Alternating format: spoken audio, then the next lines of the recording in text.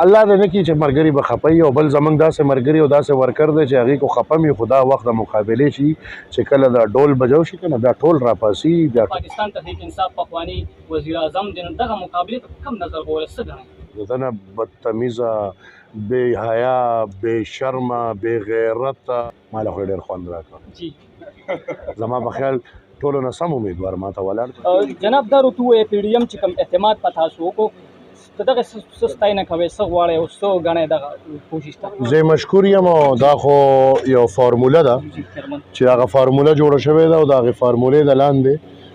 د دې سیټونو تقسیم شوی دی او هغه د پی ډي ایم د ټولو سیاسي جماعتونو منځ کې یو فارموله طی شوې ده او هغې فارمولې د لاندې موږ لګیا یو عمل کوو انشاءالله مزید به هم کوو. د خپل اتحادي جماعتونو نه یعنې دغه مطمئن یې د ځان نه زیات دا راته ووایي چې دلته زه ګورم د ضلع الله چارسدي په سطح باندې د جمعیت العلماء اسلام کارکون ډېر زیات خوشحاله یم دی ډېر په ایماندارۍ سره هغوی کار کوي دا زه ګواهي ورکوم د مردان په سیمه باندې قاسم صاحب چې ولاړ دی څه ګڼئ عوامي نیشنل پارټي به دومره اوږدې نه زیات کوشش وکړي؟ وس به کوو او وس هم کړی دی او انشاءالله زموږ د دیرونو پوره اعتماد دی په مردان هم په موږ هم اعتماد دی او دلته په پېښور کې په زموږ اعتماد دی انشاءالله. ستاسو وخت شونکي قیمتي دي پروګرامونه هم ډېر زیات دي دغه پوښتنه لرم چې په بلدیاتي الیکشن کې عوامي نیشنل پارټۍ د جمعیت العلماء اسلام بشمول ډېر سیټونه واخیسته خو چې دوباره کله بلدیاتي الیکشن په پاتو خلکو کې وشو نو کمزوري راغلې وه څه ګڼئ څه وجوهات؟ زما په خیال ټولو نه لومړنۍ خبره خو دا ده چې دا نن کم شی دی خو دا چېرې موږ هغې کې اتفاق کړو نو په دې ټوله صوبه کې به موږ کلین سویپ کوو زموږ نه پی ټي آی کو دا ګڼي چې تاسو د اشاره دی چې هغې وکړو نو هغه څه زموږ غلطۍ وې څه زموږ کوتاهۍ وې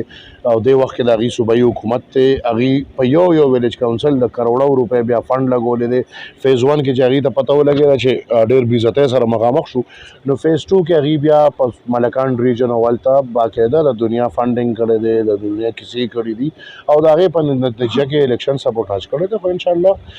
د پی ټي آی څه وجود نشته زما په سوچ دې نه چې دا نور خلک رستوي نو پی ټي آی 2 ممبران نشي ګټلی. دا خو موږ منو تسلیموم چې یو صوبایي مشر د پښتنو مشر تاسو دلته زموږ نمایندګي کوئ خو هغه هم د پاکستان تحریک انصاف پخواني وزیر اعظم دی نو دغه مقابلې ته کوم نظر ګورئ څه ګڼئ؟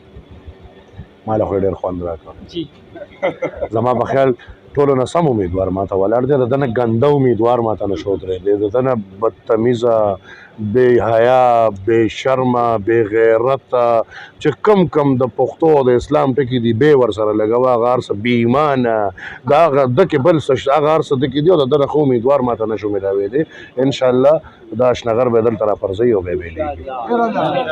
بلکل جي اخري پوښتنه دغه لرم په 2023 کې انشاءالله بیا الیکشن را روان دي چونکې کامیابي تاسو ته میلوم شي نو چې کوم تاسو ټارګېټ دی هغه به انشاءالله پوره کېږي چونکې وخت کم دی موږ ته هم پته ده تاسو ته هم انشاءالله یو پیره خو بیا چېرته تاسو ته موقع د 15 کالو لپاره میلو شوه خصوصا چارسدي دپاره عموما د ټول کې پي کې دپاره څه ګڼئ څه کول غواړئ به انشاءالله؟ د پښتنو حق راوړل غواړي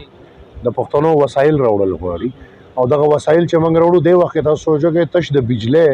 1900 ارب روپۍ زموږ وفاق ته کېږي خو چې دلته د پښتنو د حق خبره کېږي د حق اواز اوچتېږي انشاءالله هغه حق به راوړو او څنګه چې پخوا د پښتنو په خاوره لګولي دي نو بیا